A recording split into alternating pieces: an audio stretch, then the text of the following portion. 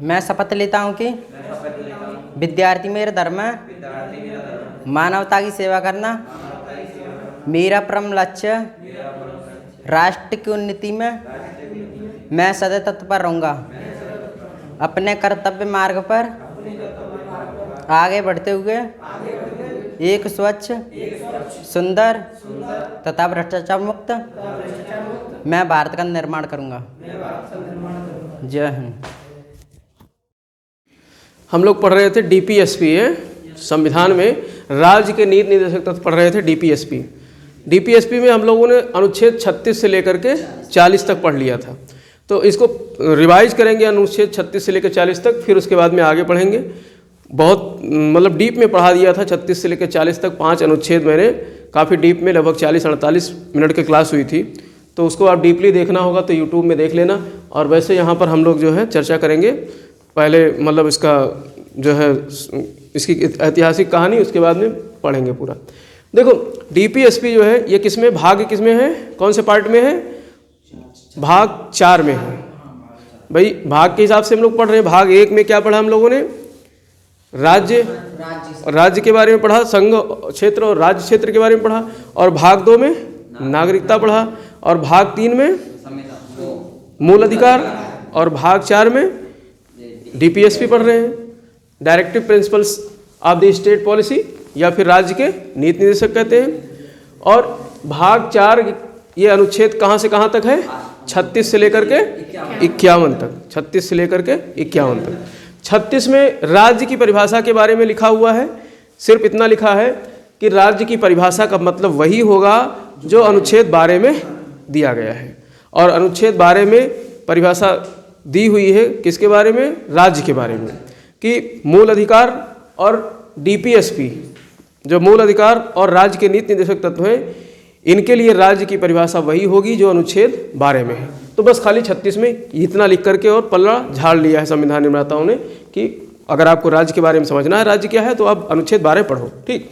और अनुच्छेद 37 में क्या लिखा गया है कि अगर आपके राज्य इस सिद्धांत के अनुसार, इस नीति के अनुसार कार्य नहीं कर रहा है तो उसके खिलाफ आप न्यायालय नहीं जा सकते हो। मूल अधिकार में आप न्यायालय जा सकते थे, लेकिन यहाँ पर आप न्यायालय नहीं जा सकते हो। अगर राज्य इन नीति निर्देशों का पालन नहीं कर रहा है तो फिर आप उसके खिलाफ न्यायालय नहीं जा सकते हो, नहीं जा सकते हो। मूल अधिकार में जा सकते थे। तो इसलिए जो नीति निर्देशक तत्व हैं ये क्या हैं, जो है आपके वाद योग्य नहीं है, वाद योग्य नहीं है, और ना ही ये जो है परिवर्तनीय है। जब न्यायालय में सुनवाई नहीं होगी इस मैटर को लेकर के तो ये न्यायालय उसको लागू भी नहीं करवाएगा, तो परिवर्तनीय भी नहीं है। तो इसीलिए दोनों में अंतर है। मूल अधिकार अगर आपका मूल अधिकार हनन होता है तो आप कोर्ट जा सकते हो, सुप्रीम कोर्ट और हाई कोर्ट, और 5 प्रकार की रिटें जारी करवा सकते हो। लेकिन जो मौलिक ये क्या नाम है डीपीएसपी है, राज्य के नीति निर्देशक तत्व हैं, तो इसके खिलाफ आप न्यायालय नहीं जा सकते हो। तो यही बात कहाँ कहा गया है, अनुच्छेद 37 में। और अनुच्छेद 38 क्या कहता है कि 3 प्रकार के न्याय राज्य जो है कोशिश करेगा कि अपने राज्य के जनता के लिए, अपने राज्य के पब्लिक के लिए 3 प्रकार से न्याय सुनिश्चित करेगा। कैसा, सामाजिक, आर्थिक और राजनीतिक न्याय, जिसका उल्लेख प्रस्तावना में भी किया गया है। सामाजिक, आर्थिक और राजनीतिक न्याय डिटेल में पढ़ना होगा तो आप पीछे वाला वीडियो देख लेना, बहुत गहराई में इसको पढ़ाया है मैंने, ठीक। तो यहाँ पर ये सिर्फ ध्यान रखो कि न्याय 3 प्रकार के न्याय की बात करता है कौन, संविधान, और निर्देश देता है किसको, राज्य को, कि राज्य जो है अपने जनता के अधिकतम कल्याण के लिए, लोक कल्याण के लिए 3 प्रकार के न्याय अपने जनता के बीच प्रदान करेगा, सामाजिक न्याय, आर्थिक न्याय और राजनीतिक न्याय। और अनुच्छेद 39 क्या कहता है, अनुच्छेद 39 जो है समाजवाद की स्थापना की बात करता है कि राज्य अपने जो है जनता के बीच समाजवाद की स्थापना करेगा। 6 बिंदुओं को बताया गया है अनुच्छेद 39 में, ABCDEF तक 6 बिंदुओं में, ABCDEF 6 बिंदुओं में दिया गया है। डिटेल में पूरा पढ़ाया था। लेकिन यहाँ पर जो प्रश्न बनता है वो यहाँ से ज़्यादा आता है कि स्त्री अथवा पुरुष, इसीलिए लिखा है मेल ऑब्लिक फीमेल, स्त्री अथवा पुरुष दोनों के समान कार्य के लिए उनको वेतन भी समान मिलना चाहिए। तो वो किस में है, अनुच्छेद 39 में। तो प्रश्न यहाँ से पूछ लेता है कि महिला अथवा पुरुष दोनों को समान कार्य के लिए समान वेतन होना चाहिए, मिलना चाहिए, राज्य समान कार्य के लिए समान वेतन निर्धारित करे, तो ये किस अनुच्छेद में है? 39 में है। लेकिन इसके अलावा और भी कई बिंदु हैं जो हमने पढ़ा दिया था, तो उसको आप डिटेल में पढ़ेंगे तो फिर ये क्लास पीछे रह जाएगी, उसके लिए क्लास पहले हो चुकी है। लेकिन यहाँ पर जो रिवीजन कर रहे हैं तो यहाँ पर जो महत्वपूर्ण बिंदु हैं उसको बता रहे हैं। ठीक, महिला और पुरुष के कार्य अगर एक ही जैसे हैं तो उनको वेतन समान होंगे। और अनुच्छेद 40 कहता है कि ग्राम पंचायतों का गठन होना चाहिए। राज्य जो है ग्राम पंचायतों को क्या करे? गठन करे। और गांधी जी भी इस विचारधारा के पोषक थे। गांधी जी ने भी कहा था कि ग्राम पंचायतों का गठन हो, ग्राम जो है स्वायत्त होने चाहिए जिससे कि गाँव का विकास हो। ठीक है, और योजनाएं विकेंद्रीकृत होनी चाहिए। तो इसलिए ये गांधीवादी विचारधारा है। अनुच्छेद 40 किसको पोषित करती है? गांधीवादी। अनुच्छेद 39 किससे संबंधित है? समाजवाद से। अनुच्छेद 40 गांधीवादी विचारधारा से। ठीक, और इसके अलावा जो है ये आदर्शवादी और यथार्थवादी भी है। मूल जो है ये यथार्थवादी कैसे है कि जो है ये न्यायालय में परिवर्तनीय नहीं है। अनुच्छेद कौन कहता है? 37 कहता है। तो ये यथार्थवादी व्यवस्था है। और समाज में कल्याणकारी व्यवस्था लागू करना है, ये मूलभूत जो है सिद्धांत है। तो ये क्या है? आदर्शवादी है। तो नीति निर्देशक तत्व तो आदर्शवादी भी है और क्या है? यथार्थवादी भी है। और इसके अलावा गांधीवादी विचारधारा से भी जो है हाँ संबंधित है और समाजवादी विचारधारा से भी संबंधित है। अब यहाँ से शुरू करेंगे, डिटेल में पढ़ेंगे अनुच्छेद 41 से लेकर के अनुच्छेद 51 तक। अनुच्छेद 41 क्या कहता है? कुछ दशाओं में, कुछ दशाएं कौन सी हो सकती हैं? बेगारी हो सकता है। कुछ दशा किसकी? राज्य के व्यक्तियों की, राज्य के लोगों की कुछ दशा हो सकती है। कुछ लोग मतलब बेगार हो सकते हैं, कुछ लोग बुढ़ापे में हो सकते हैं, कुछ लोग बीमार हो सकते हैं। तो ऐसे लोगों के लिए राज्य क्या व्यवस्था करेगा? उनके लिए काम की व्यवस्था करेगा, उनको शिक्षा की व्यवस्था कराएगा और लोक व्यवस्था की व्यवस्था करेगा। ऐसे लोगों के लिए कुछ दशाओं में, कुछ ऐसी दशाएं हो सकती हैं राज्य में जहाँ पर कुछ लोग जो है बेगार हो सकते हैं। जैसे अभी बेगार हुए थे कोरोना काल में। क्या हुआ था? कोरोना काल में लोग बेगार हो गए थे ना, रोजगार बंद हो गए थे, फैक्ट्रियां सब बंद हो गई थी।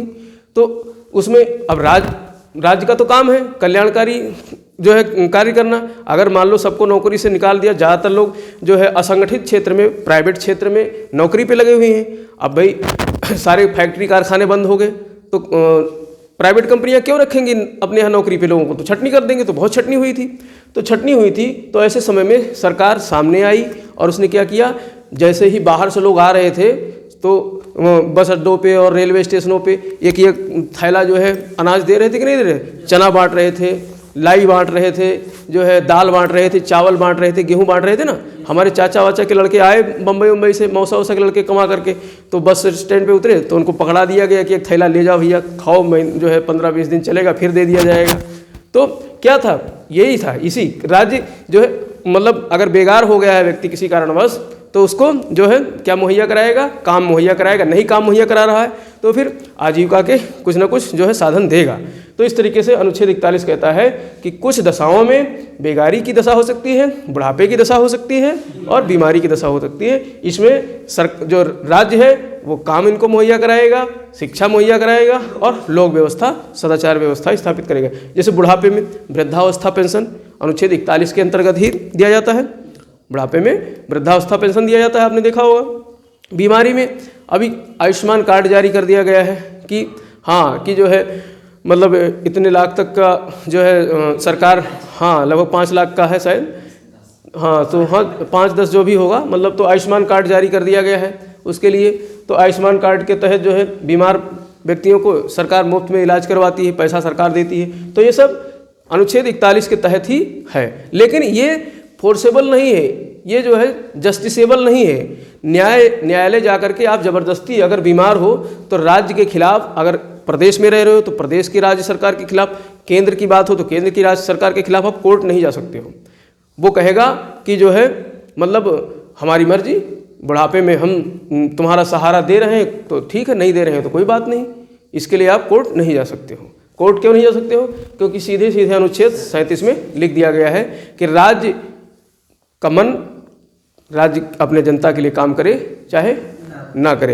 ये वाले काम अनुच्छेद 36 से लेकर के 51 तक के वो उसकी मर्जी पर है। लेकिन हम लोग सरकारें क्यों चुनकर भेजते हैं? विकास के लिए ही तो राज्य करेगा। वोट पाना है तो इन सबको कुछ ना कुछ बांटेगा। जैसे घर बांट रहे हैं, राशन बांट रहे हैं, तो बांटेंगे चुनाव के लिए। तो इस तरीके से ये, लेकिन ये व्यवस्था अनुच्छेद 41 में की गई है। अनुच्छेद 42 क्या कहता है?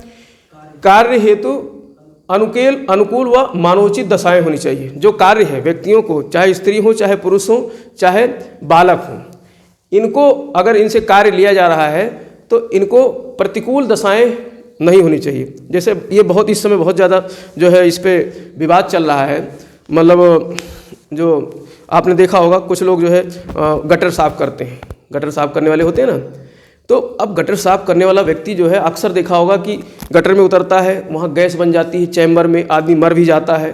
तो कैसे प्रतिकूल दशाएं हैं। तो उस पर इसी चीज़ को लेकर के बहुत सारे जो है वो क्या नाम है समाजविद, सोशलिस्ट और जो है मतलब सोशल वर्कर्स मतलब इसके खिलाफ काफ़ी आवाज़ उठाते हैं कि इन लोगों को जो है अलग से रोज़गार कोई मुहैया कराओ, कोई सिस्टम नया लाओ। भाई उनका भी जीने का अधिकार है। अनुच्छेद 21 कहता है प्राण एवं दैहिक की स्वतंत्रता, तो उनके भी तो प्राण की स्वतंत्रता होनी चाहिए। लेकिन जो है ऐसी व्यवस्थाएं क्यों हैं? तो ये यहीं पर वो प्रतिकूल दशा है। मतलब चैम्बर में उतार देना, गैस में आदमी की मृत्यु तक हो सकती है। तो वो कैसे मानवोचित दशा थोड़े नहीं है, प्रतिकूल दशा है वो। तो ऐसे प्रतिकूल राज्य कोशिश करे कि अपने नागरिकों से प्रतिकूल दशाओं में काम ना ले, अनुकूल दशाएं मुहैया कराए, या फिर मतलब अच्छी तरीके से पोशाक होनी चाहिए, गैस वैस का मास्क होना चाहिए, तब आदमी को अंदर उतारे। भाई हर आदमी काम के लिए मतलब रोज उसके लिए पैसे के लिए काम करता है, तो ऐसे व्यक्ति चैम्बर में उतरेंगे क्योंकि उनको उसी से रोजी रोटी चलनी है। तो लेकिन उनके लिए सारी मानवोचित दशाएं उपलब्ध करानी चाहिए सरकार को। उनको सरकार मतलब राज्य को, सरकार नहीं कहना चाहिए, यहाँ राज्य कहना चाहिए, राज्य को उनके लिए अनुकूल दशाएं जो है मुहैया करानी चाहिए। वहाँ पर जो है ऐसी व्यवस्था होनी चाहिए कि अगर व्यक्ति बीमार होता है, बेहोश होता है, तो तुरंत उनको जो है इलाज मिल जाए, तुरंत जो है। और इसके अलावा मास्क वगैरह की व्यवस्था अच्छी तरीके से होनी चाहिए कि पूरा पोशाक पहन करके आदमी गटर में उतरे। तो ये कहने को ये मतलब ये। और स्त्रियों के लिए क्या है? प्रसूति सहायता होनी चाहिए। मतलब महिलाएं प्रेग्नेंट होती हैं तो प्रेग्नेंट महिलाओं के लिए जो है प्रसूति सहायता होनी चाहिए। जैसे अगर मतलब नौकरी कर रही है तो फिर उसके लिए क्या होनी चाहिए कि प्रसूति काल में जो है उसको जो है सैलरी के साथ, वेतन के साथ छुट्टी मिलनी चाहिए। तो ये सारी चीज़ें जो है राज्य अब ध्यान में रखते हुए अपने लोगों को जन कल्याणकारी कार्य करेगा।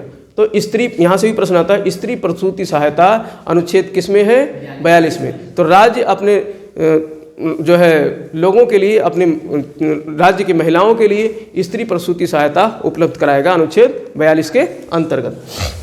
अनुच्छेद 43 की बात करें तो इसमें कृषि और उद्योग में जो श्रमिक लगे हुए हैं उनको यथोचित पारिश्रमिक देना चाहिए। मतलब कम से कम इतना मजदूरी मिलनी चाहिए कि उनसे एक दिन का गुजारा हो जाए। अगर मजदूरी का मतलब क्या होता है? एक दिन के जो काम है उसके बदले मजदूरी मिलती है।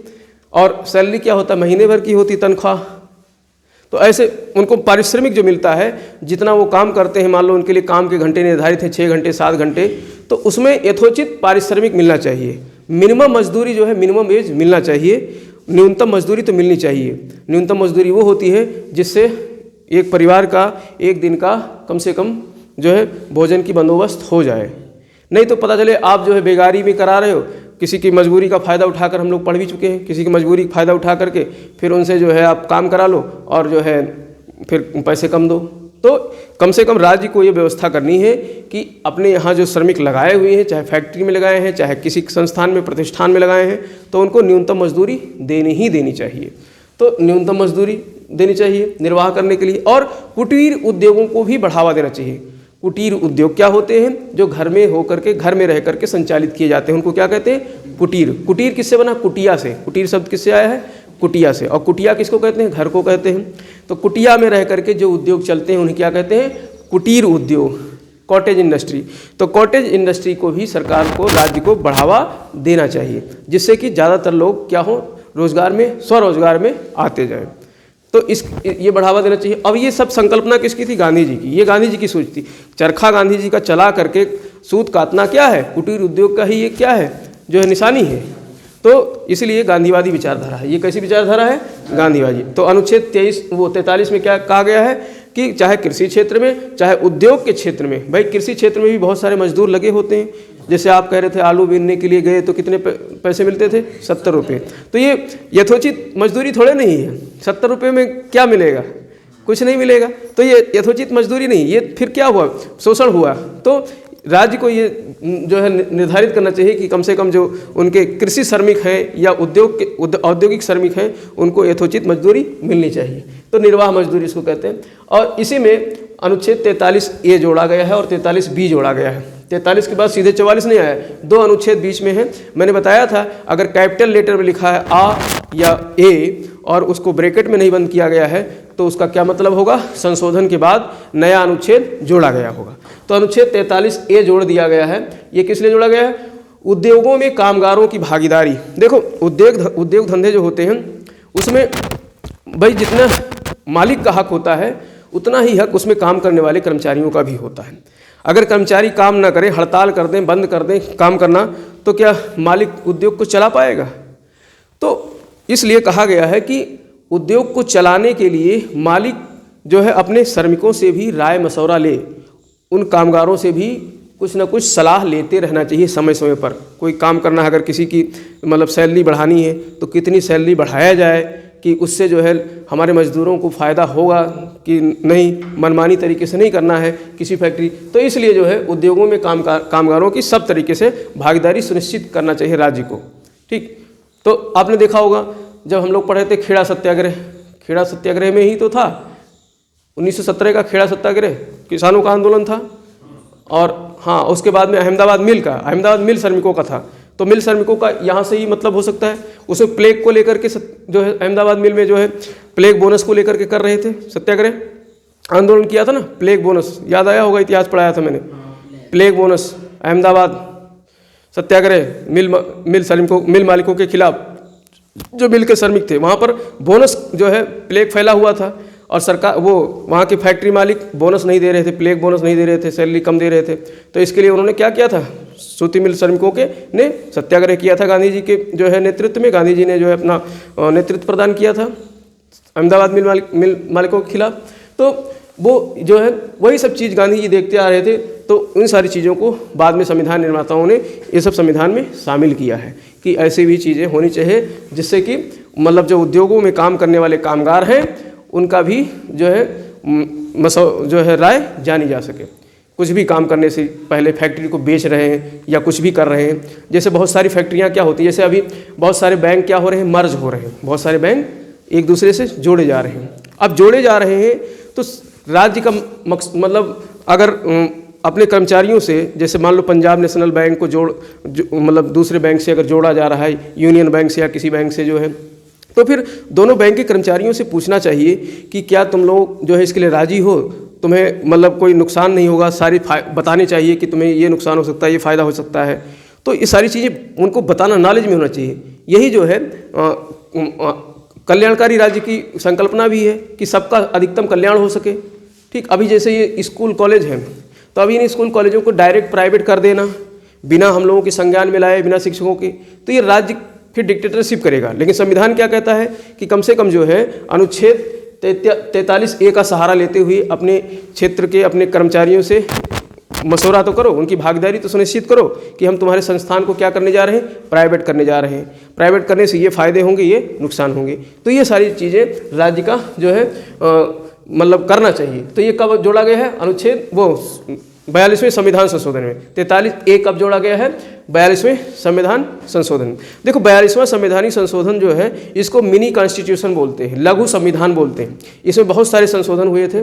ठीक है, हम लोग धीरे धीरे ये मतलब पढ़ते चलेंगे, लेकिन जब बाद में संवैधानिक संशोधन पढ़ेंगे 1 से लेकर के और अभी तक 4 संशोधन हो चुके हैं, तो सारा पढ़ेंगे तब वहाँ पर बारी बारी से पढ़ेंगे तो आपको दिखेगा कि 42वें संवैधानिक संशोधन में बहुत सारे प्रावधान जोड़े गए थे। इसीलिए उसको मिनी कॉन्स्टिट्यूशन कहा जाता है, लघु संविधान कहा जाता है। तो 42वें संशोधन में इसको जोड़ा गया था।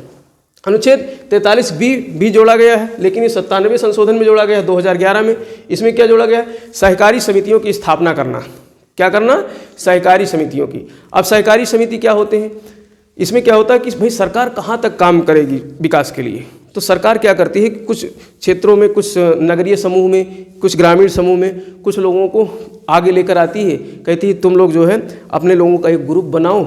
अगर किसी क्षेत्र में काम करना है, किसी भी क्षेत्र में, जैसे मान लो गांव में कृषि के क्षेत्र में करना है या दुग्ध उत्पादन के क्षेत्र में करना है, तो आप लोग एक समूह बना लो और जो है हम उसमें जो है वैज्ञानिक उपलब्ध कराएंगे और जो है समय समय पर जो है उसका जो है ट्रेनिंग देंगे लोगों को, और थोड़ा बहुत लोन पे पैसा भी दे देंगे और तुम लोग काम करो इस तरीके से, तो विकास होगा।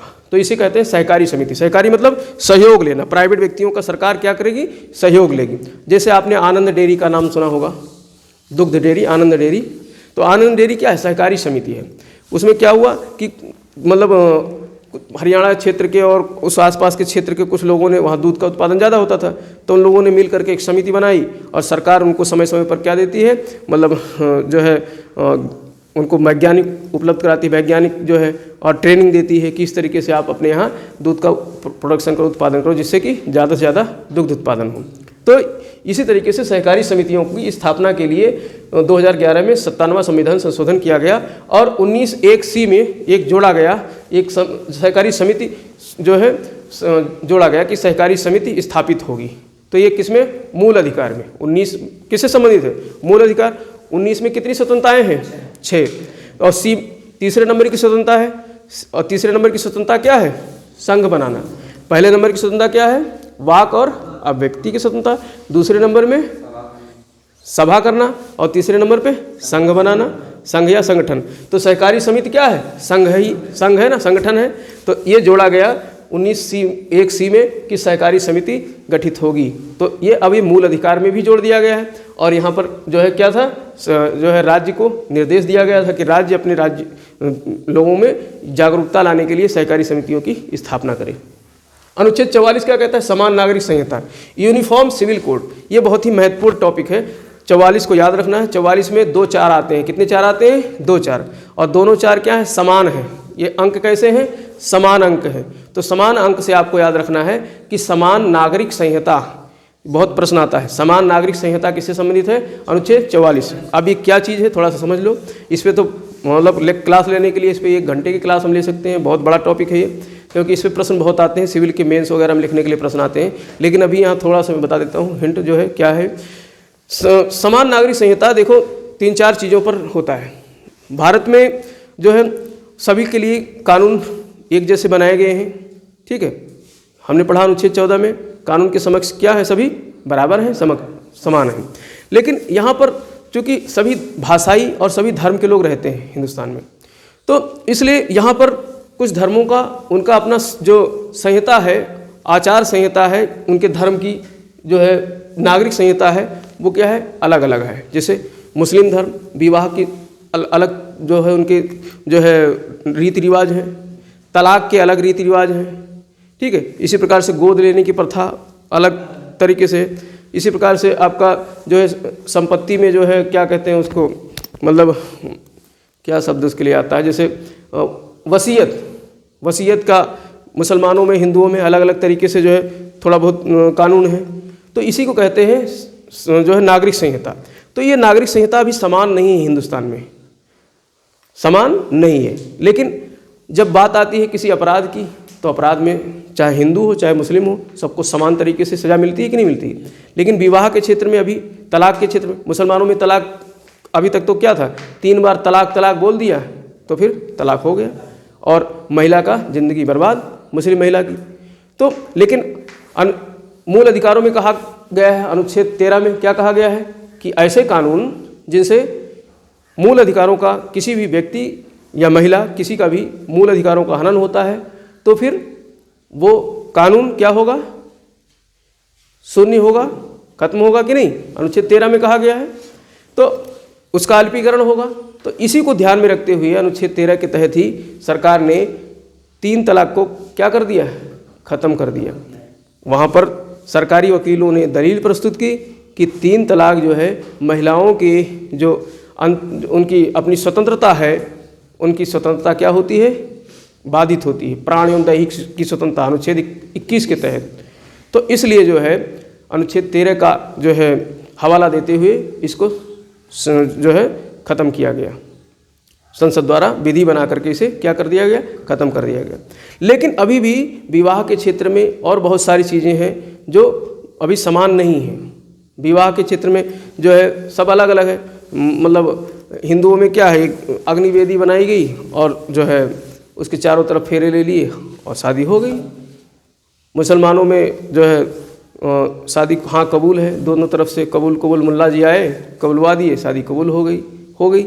और उसके बाद में जब तलाक की बात आती है तो सब अलग अलग है। हिंदू में कहते हैं कि भाई तलाक कोई शब्द ही नहीं है, एक बार शादी हो गई तो सातों जीवन के लिए, मतलब सातों क्या कहते हैं, कौन सा वो क्या कहा जाता है, सातों जन्मों के लिए जो है गठबंधन हो गया।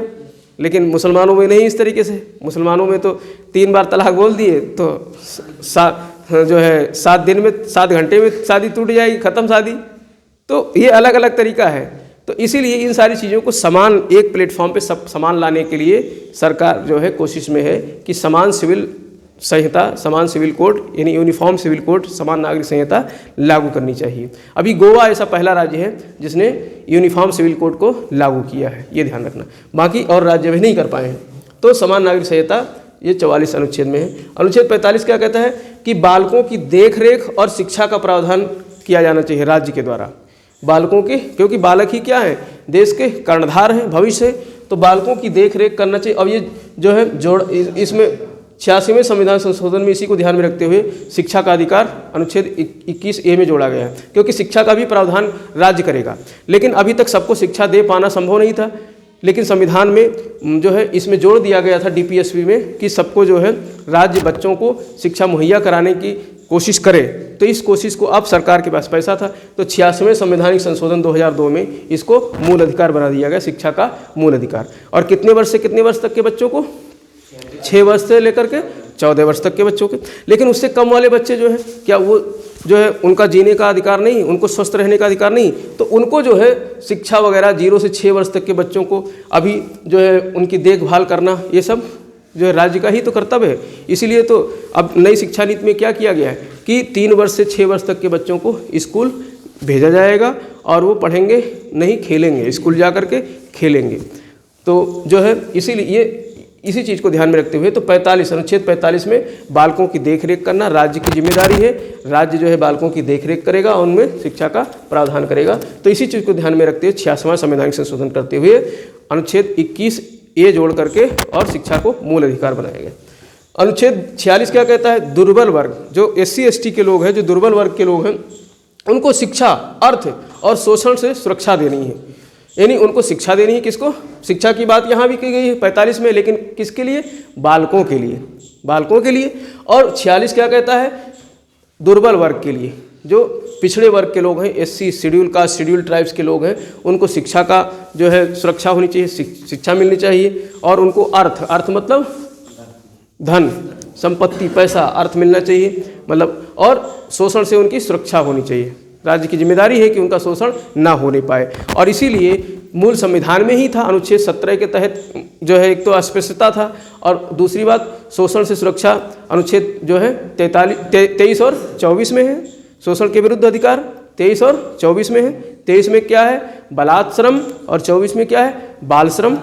ठीक, तो वो भी शोषण के विरुद्ध है। तो शोषण से सुरक्षा ये अनुच्छेद 46 कहता है। अनुच्छेद 47 क्या कहता है? जीवन स्तर सुधारना है। अनुच्छेद 47 क्या कहता है? जीवन स्तर सुधारना है। स्वास्थ्य, अब जीवन स्तर कैसे सुधारा जाएगा? जब वहाँ के नागरिक क्या होंगे? स्वस्थ होंगे। स्वस्थ होंगे तो जीवन स्तर सुधरेगा। अब स्वस्थ कैसे होंगे? दारू सारू पीना शुरू कम करेंगे तभी तो स्वस्थ होंगे। तो राज्य की ये जिम्मेदारी है कि अपने राज्य में मद्य निषेध करे। मद्य मतलब मदिरापान, मदिरापान का निषेध करे। जैसे बिहार ने क्या कर दिया है? मद्य निषेध कर दिया अपने राज्य में, मदिरापान को बंद कर दिया है। लेकिन मदिरा एक बहुत जो है राजस्व का बहुत बड़ा स्रोत है। अगर इसे सभी राज्य बंद कर देंगे तो आमदनी राज्य की घट जाएगी। ठीक, कल मैं देख रहा था कुछ लोग स्टेटस पे डाल रहे थे जो है कल जो है वो जो है आज 26 जनवरी है ना, तो आज ये दुकानें बंद होंगी, मदिरालय बंद होंगे आज। तो कुछ लोगों ने उसमें डाला कि पहले से ही भाई खरीद करके रख लो जो बड़े बड़े पियक्कड़ हैं, नहीं तो जो है 26 जनवरी को बंद रहेगा जो है मदिरालय। तो बहुत बड़े निवेशक, कुछ ऐसा डाला था उसने कि बहुत बड़े निवेशक होते हैं मदिरा पीने वाले, राज्य, किसी भी राज्य के लिए, किसी भी देश के लिए बहुत बड़े जो है निवेशक हैं। क्योंकि बहुत ज़्यादा अगर उत्तर प्रदेश की बात करें तो उत्तर प्रदेश में राजस्व का सबसे बड़ा स्रोत क्या है? आबकारी, यही दारू सबसे बड़ा। क्योंकि उसमें क्या है, चाहे जितना टैक्स लगा दो पीने वाला तो पिएगा, चाहे 700 की बोतल बिके चाहे 800 की बोतल बिके, उसे तो लाना है। नहीं कहीं पैसा मिलेगा तो चोरी करके लाएगा, खरीदना तो है, पीना तो है। तो इसलिए जो है, लेकिन राज्य क्या कहता है भाई, अपने नागरिकों को क्या रखना है, शुद्ध रखना है, उनको स्वच्छ मतलब स्वस्थ रखना है, और स्वस्थ रखेंगे तभी जब मादक पदार्थों का सेवन नहीं करेंगे। तो मादक पदार्थों के सेवन पे उनको रोकना है, तो उनको रोकने के लिए मद्य निषेध करना पड़ेगा। लेकिन मद्य निषेध में कुछ ऐसे भी चीज़ हैं, मतलब जो जिसमें ड्रग्स होते हैं, जिससे औषधियाँ बनती हैं, तो उनको नहीं रोकना। जैसे किसी को खांसी आ रही है तो कोरेक्स उसको पीना ही पीना है, कोरेक्स में क्या होता है, नशा होता है, लेकिन उसका भी लोग दुरुपयोग करने लगते हैं ना। जब बंदी हो जाती है शराब वगैरह की कुछ दिन तक, तो फिर वो क्या करते हैं, सीधे कोरेक्स लाएंगे, पी लेंगे, नहीं तो फिर पता नहीं क्या नीडल से लेते हैं अपना इंजेक्शन, सुई लगा करके जो है नशा लेते रहते हैं। तो ये सब गलत चीज़ है। हाँ, तो राज्य ये कोशिश करेगा कि अपने यहाँ जो है जो मद्यपान है या जो नशीली चीज़ें हैं उनके सेवन पर जो है रोक लगानी चाहिए। बिहार ने किया है इस काम को, मतलब जो है मद्य निषेध किया है, दारू पर रोक लगाया है, लेकिन रोक लगा तो दिया, लेकिन वहाँ की जनता क्या करती है, अब मतलब सरकारी जितने भी ठेके थे सब बंद हो गए। अब क्या है, लोग घरों में बनाए रहे, गाँव में खेतों में बनाए रहे अपना देसी दारू, उसमें जो है मिलावट कर देते हैं, यूरिया डाल करके बना रहे हैं, बहुत लोग मर रहे हैं। तो भाई इसके लिए रोकना एक इसका उपाय नहीं है, जन जागरूकता उपाय है। लोगों को ज़्यादा शिक्षित करें। जब घर में लोग शिक्षा का जो है, और शिक्षित भी किसको करें, महिलाएं ज़्यादा शिक्षित होंगी, तो जब पढ़ी लिखी महिला किसी घर में आएगी तो धीरे धीरे वहाँ का माहौल बदलेगा। माहौल बदलेगा तो वहाँ से जो है कम से कम मदिरा पान और इस तरीके से जो मतलब ड्रग्स हैं और जो नुकसानदायक हैं स्वास्थ्य के लिए, वो धीरे धीरे रिप्लेस हो जाएंगी, ख़त्म हो जाएंगी। तो ये इसका मतलब जो तरीका हो सकता है किसी चीज़ को अब रोकना, इसका बहुत बड़ा। जैसे पन्नी रोकने के लिए बहुत बार कानून आते हैं कि पिन्नियाँ जो हैं जो चलती हैं सब्जी में और मार्केट में, वो पर जो है प्रतिबंध लगाया जाएगा। बहुत बार प्रतिबंध लगता है, लेकिन कहाँ बंद होती हैं। तो उसको बंद करने के लिए लोगों में एक पर्यावरण के प्रति लोगों को जागरूक करना पड़ेगा। उनको बताना पड़ेगा कि आप जो एक पन्नी लेकर जाते हो, इसको आप जब कहीं फेंक देते हो तो वो उड़ करके किसी के खेत में जाता है, किसी नाली में जाता है, फिर वो नाली क्या होती, चाक चौबंद हो जाती, बंद होती है, खेत में मिट्टी के ऊपर जम गई उसकी परत, तो मिट्टी जो है उसकी उर्वरता शक्ति खत्म हो जाती है। भाई जैसे हम सांस लेते हैं ऐसे मिट्टी भी सांस लेती है, उसको भी नाइट्रोजन चाहिए, उसको भी सारी चीज़ें चाहिए, पोषक तत्व चाहिए। जब उसके ऊपर से हम जो है पन्नी की आवरण लगा देंगे तो कैसे सांस लेगी, तो सांस लेगी, मृदा मर जाएगी, खत्म हो जाएगी। तो मृदा की उर्वरता खत्म होगी तो हमारे कृषि की जो है उत्पादकता कम होगी, तो हमारे लिए तो नुकसानदेह। तो ऐसे लोगों को जागरूक किया जाना चाहिए। सिर्फ पन्नी बंद कर देने से ही इसका समाधान नहीं होगा, तो जन जागरूकता बहुत ज़रूरी है। तो इसीलिए मदिरा पान वगैरह पे भी जन जागरूकता की आवश्यकता। तो जीवन स्तर सुधारना, यह अनुच्छेद कौन कहता है, 47। अनुच्छेद 48 क्या कहता है, कृषि और पशुपालन को आधुनिक और वैज्ञानिक बनाना। जो कृषि पद्धतियाँ हैं पहले हमारे यहाँ देखा होगा जो है उससे हो रही थी कृषि पशुओं वगैरह से, तो धीरे धीरे करके ये संविधान में ही बताया गया था भाई 26 जनवरी 1950 के दिन ही संविधान पूरी तरीके से लागू हो गया था। आज ही के दिन, आज कौन सा 74वां गणतंत्र दिवस है ना, 74वां गणतंत्र दिवस है आज, तो आज ही के दिन संविधान पूरा अस्तित्व में आया था। तो तब संविधान निर्माताओं ने संविधान में ये बात कह दिया था कि आने वाले समय में राज्य को क्या करना है, कृषि और पशुपालन को आधुनिक और वैज्ञानिक बनाना चाहिए, जिससे कि राज्य का विकास हो। अब वैज्ञानिक कैसे बनाना होगा, कृषि यंत्रों, पशुओं की जगह कृषि यंत्रों से खेती होनी चाहिए, और जो पशुपालन है उसको भी आधुनिक किया जाना चाहिए, जिससे कि राज्य की आमदनी बढ़े, लोगों का जो है इनकम बढ़े। तो ये पहले ही बात कह दी गई थी, कृषि को आधुनिक और वैज्ञानिक करना है, और जो दुधारू पशु हैं और जो भारवाही पशु हैं उनकी नस्लें सुधारना है। दुधारू पशु मतलब दूध देने वाली, और भारवाही पशु जो मतलब पहले तो भाई ज़्यादातर बोझा किससे ढोया, बैलगाड़ियों से, बैलों से, यही तो होते थे भाई। बैलों से खेतों में जो है वो होती थी, क्या नाम है, जोताई होती थी, और फिर अनाज कटता था, उसको बैलगाड़ी में लाद करके खलिहान ले जाते थे। ये सब हमने देखा है, हमारे समय में ये सब होता था। खलिहान वगैरह होते थे, हम लोग खलिहानों में खेला करते थे, लुक्की लुपैया, छुपी छुपैया खेलते थे, छुप जाते थे उधर खरीक पीछे, उधर उधर, फिर लगाते थे पूकी, फिर ढूंढता था, ऐसे फिर खेलते थे। तो अब सब खलिहान ख़त्म हो गए गाँव में। अब खेत में ही क्या किया, मशीन से जो है ऊपर की बाल काट दी, और गेहूँ जो है अलग और भूसा अलग, खेत में ही भूसा खेत में ही बिक गया, गेहूँ पहुंच गया छल्ले लद करके जो है अनाज मंडी। तो अब ख़त्म ही हो गया, खलिहान है ही नहीं पहले खलिहान में कट करके अनाज आता था, महीनों वहाँ डला रहता था, खर ही लगती थी, फिर उसमें पशु चलते थे, पशु चल करके उसको जो है मतलब दाया जाता था, फिर उसमें भूसा अलग होता था, गेहूँ अलग होता था, फिर हवा चलती थी, नई हवा चलती थी, उसको क्या किया जाता था, वसावन किया जाता था। ठीक, तो इस तरीके से सारे काम होते थे। तो अब वो सिस्टम सब खत्म हो गए। तो ये सब इसीलिए संविधान कहता है कि कृषि और पशुपालन को आधुनिक करना है, और आधुनिक होता ही जा रहा है। पश्चिमी उत्तर प्रदेश आधुनिक हो ही गया है कृषि का, और पशुपालन भी आधुनिक करना है। पशुपालन में सभी प्रकार के दुधारू पशु भी आ गए, मुर्गी पालन, मछली पालन, सब पशुओं के अंदर पालन आ रहा है। तो सबको आधुनिक तरीके से करना है, जिससे ज़्यादातर लोगों को रोजगार मिल सके और आमदनी हो सके।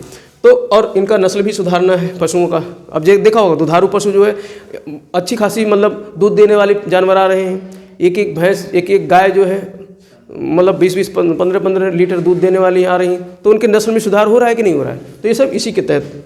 और सबसे बड़ा मुद्दा क्या है? वध, इनके वध पर प्रतिबंध। जो दुधारू पशु हैं या इस तरीके से भारवाही पशु हैं, इनके वध पर राज्य को प्रतिबंध लगाना चाहिए। तो अब आपने देखा होगा पहले जो है सांड और गाय जो है, बुढ़िया गाय और सांड नहीं टहलते हुए दिखते थे, नहीं दिखते थे। वो कहाँ चले जाते थे? सब कटने के लिए, कट्टी खाना चले जाते थे। ट्रकों पे लद करके उनका जो है व्यापार हो जाता था, भेज दिया जाता था। और जब से बाबा की सरकार आई है, तो फिर बाबा की सरकार ने इसके वध पर क्या लगा दिया है? रोक लगा दिया है कि कोई पकड़ा गया गाय को काटते हुए या किसी पशु को काटते हुए, तो उसको जो है तुरंत जो है सजा होगी। तो इसलिए जो है इस पर रोक लगा दिया गया।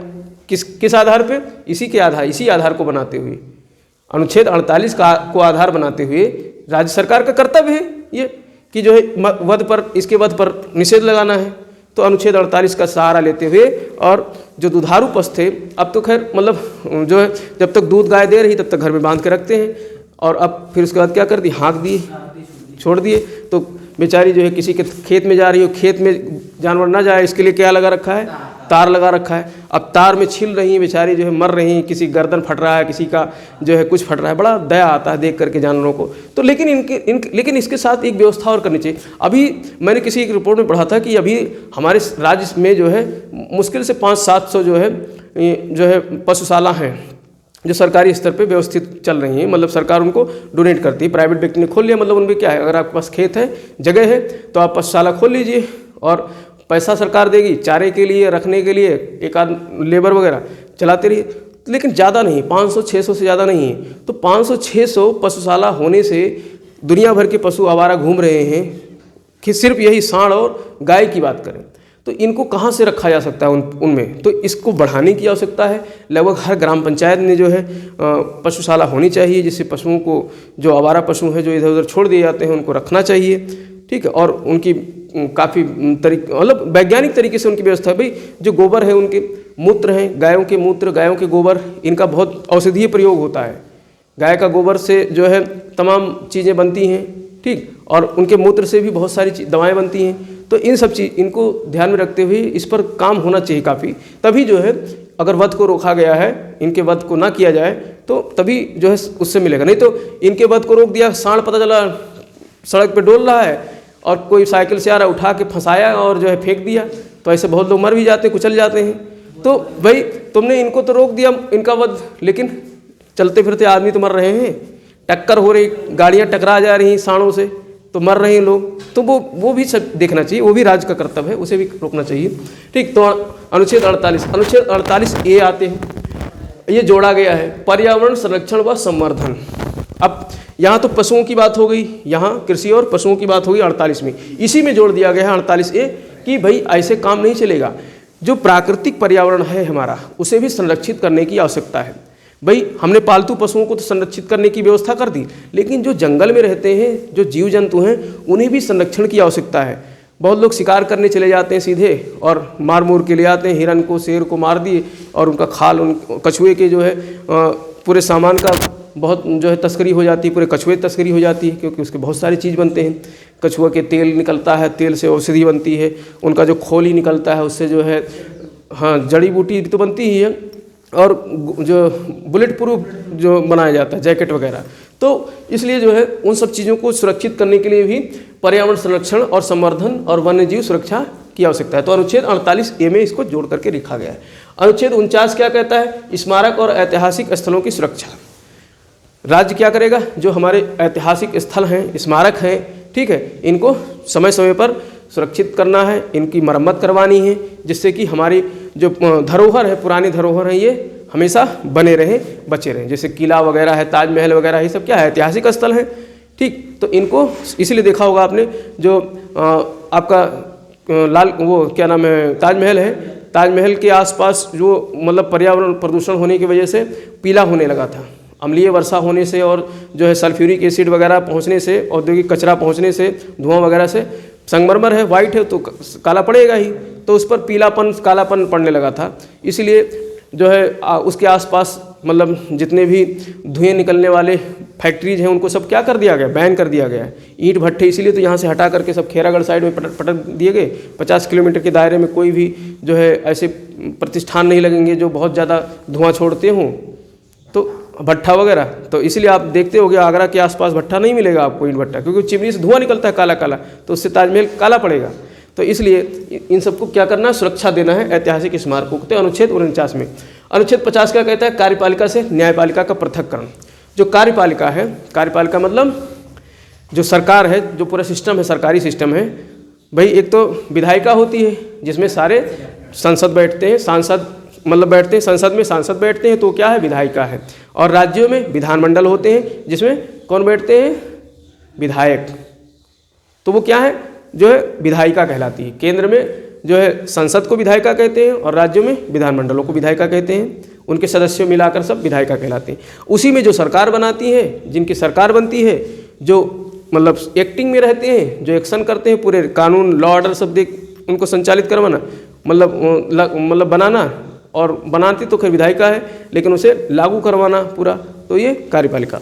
तो कार्यपालिका इसलिए कहा गया कार्यपालिका से न्यायपालिका का पृथक्करण। न्यायपालिका जो है न्याय का कार्य करती है, लॉ कानून और लॉ ऑर्डर जो है उसको इम्प्लीमेंट करवाना, सही तरीके से लागू हो रहा है कि नहीं लागू हो रहा है। तो वो जो है उस पर ऐसा नहीं कि कार्यपालिका का हस्तक्षेप हो, कार्यपालिका जो है उस पर दबाव डाले कि तुम हमारे हिसाब से न्याय दो, ऐसा नहीं होना चाहिए। इसीलिए संविधान निर्माताओं ने कह दिया था कि राज्य ज़्यादा से ज़्यादा कोशिश ये करे कि न्यायपालिका में हस्तक्षेप ना करे, न्यायपालिका अपने हिसाब से न्याय करने दो। तो इसीलिए आज के समय में न्यायपालिका एकदम स्वतंत्र है, उसका स्वतंत्र अस्तित्व है। कोई भी कानून अगर उसे लगता है कि संसद ने जो बनाया है या विधानमंडलों ने राज्य के लिए जो कानून बनाए हैं वो गलत है, तो न्यायपालिका बैठ करके उसे ख़त्म कर देती है। उसके हाथ में इतना पावर है, न्यायपालिका बहुत पावरफुल रहती है कभी कभी। तो इसीलिए इसी शक्तियों के, तो अनुच्छेद 50 कहता है कि कार्यपालिका से न्यायपालिका का पृथक्करण। लास्ट है अनुच्छेद 51। 51 में क्या कहा, यहाँ से भी बहुत प्रश्न आते हैं, 50, 51, 44, इनसे प्रश्न बहुत आते हैं। 50, 51, 44, 39 समान कार्य के लिए समान वेतन, बहुत प्रश्न आते हैं, तो याद रखना। अनुच्छेद 50 कार्यपालिका से न्यायपालिका का पृथक्करण, और 51 क्या कहता है, अंतर्राष्ट्रीय संधि वगैरह समझौते, जो हमारे जो भी राज्य, चाहे केंद्र की राज्य हो, अब यहाँ पर राज्य अंतर्राष्ट्रीय संधि समझौते तो केंद्र की सरकारें करती हैं, तो यहाँ पर राज्य क्या करेगा कि जो भी अंतर्राष्ट्रीय शांति और समझौते की बात करेगा तो उसे बैठ करके द्विपक्षीय वार्ता करके समझौता करना है। मतलब विदेशी नीति इसी के अंतर्गत आ जाता है। अंतर्राष्ट्रीय शांति, हमको ज़्यादातर कोशिश करना है कि अपनी सीमा के आसपास हम लोग शांति सुरक्षा बनाए रखें। राज्य के दायित्व क्या है कि लड़ाई झगड़ों में ना पड़े, विदेशियों से लड़ाई वड़ाई ना करें।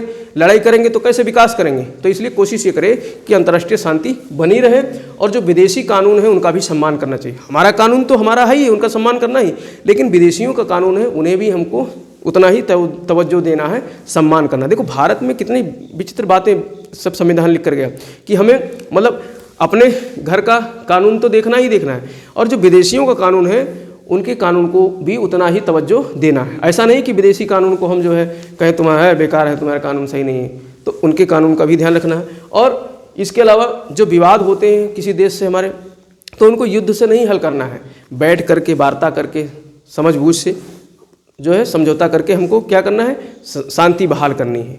युद्ध तो बहुत बात का जो है वो है हथियार है, उसके पहले क्या है कि हम लोगों को बैठ करके मध्यस्थता करके समझौता करना चाहिए। तो ये सब किसमें है, अनुच्छेद 51 में। तो अनुच्छेद 51 संविधान राज्य को ये निर्देश देता है कि राज्य जो है विदेशी जो है समझौता या विदेशियों से संपर्क संबंध ये सब शांतिपूर्वक बनाए रखे। यही राज्य से हम क्या करते हैं, आशा करते हैं। कौन आशा करता है, संविधान। तो इस तरीके से अनुच्छेद जो है 36 से लेकर 51 तक ये पूरा हमने क्या पढ़ लिया, राज्य के नीति निर्देशक तत्व। जो मेन बातें हैं उसको एक बार दोहराते हैं। भाग 4 में है, राज्य के नीति निर्देशक 4 में है, और ये क्या है, राज्य को दिए गए निर्देश हैं, किसके द्वारा, संविधान के द्वारा, कि ये करना है ये नहीं करना है, ठीक है। और इसको न्यायालय से लागू नहीं कराया जा सकता है, वाद योग्य नहीं है, ठीक है। और ये समाजवादी विचारधारा के भी हैं, गांधीवादी विचारधारा के भी हैं, और साथ में ही जो है यथार्थवादी भी हैं और आदर्शवादी भी हैं। तो और इसको कहाँ से लिया गया है, आयरलैंड के संविधान से लिया गया है। तो 36 परिभाषा राज्य की, 37 न्यायालय में नहीं जा सकते हो, बाकी 38 से लेकर के और 51 तक क्या है, निर्देश हैं सारे, ठीक। तो इस तरीके से ये जो है हमने पूरा 36 से लेकर के 51 तक राज्य के नीति निर्देशक तत्व पढ़ा।